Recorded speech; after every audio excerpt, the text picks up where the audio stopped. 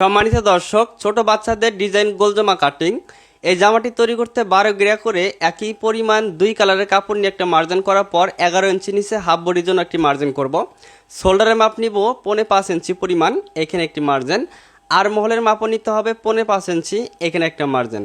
গলার পাশে নিতে হবে 4.2 ইঞ্চি পরিমাণ, 4.2 ইঞ্চি পরিমাণ গলার পাশে। পিছনের গলার লম্বা 3 অথবা 3.5 ইঞ্চি নেবেন। এরপর নিতে হবে বডির মাপ। 4 থেকে 5 বছর বাচ্চার জন্য বডির এখানে নেবেন 5.7 ইঞ্চি। এরপর 1 ইঞ্চি সেলার জন্য কোমর এখানে নেবেন 6 ইঞ্চি পরিমাণ। এরপর 1 ইঞ্চি বাড়তি নেবেন। এটা 4 থেকে 5 বছর বাচ্চার জন্য। এরপর জামাটির লম্বা আমি 25 ইঞ্চি দিয়ে ঠিক এইভাবে মার্জিন করে নিব। এরপর এখান থেকে একটা শেপ করে দেব। ঠিক এইভাবে কাটিংটা করে নিতে হবে। একদম সহজভাবে আমি দেখিয়ে দেওয়ার চেষ্টা করতেছি, সম্পূর্ণ ভিডিওটি দেখতে থাকুন। এভাবে কাটিং করার পর আমরা একটা পার্ট সরিয়ে নিব। এরপর 11 ইঞ্চি নিচে মার্জিন করে সামনের গলার লম্বা 4 ইঞ্চি দিয়ে এভাবে দাগ করে নিব। এই পাশ থেকে 1 ইঞ্চি আর এখান থেকে 7 ইঞ্চি নিয়ে ঠিক এভাবে মার্জিন করব। মার্জিন করে এই মার্জিন অনুযায়ী এই পাশের কাপড়টা কেটে ফেলে দিব।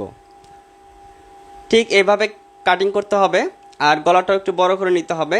আচ্ছা, এরপরে আমাদের এইখানে এই কাপড়টা দিয়ে আমরা এইভাবে বসিয়ে কুচি দিয়ে ডিজাইনটা করব। ঠিক এই মাপে কাটিং করে নিতে হবে।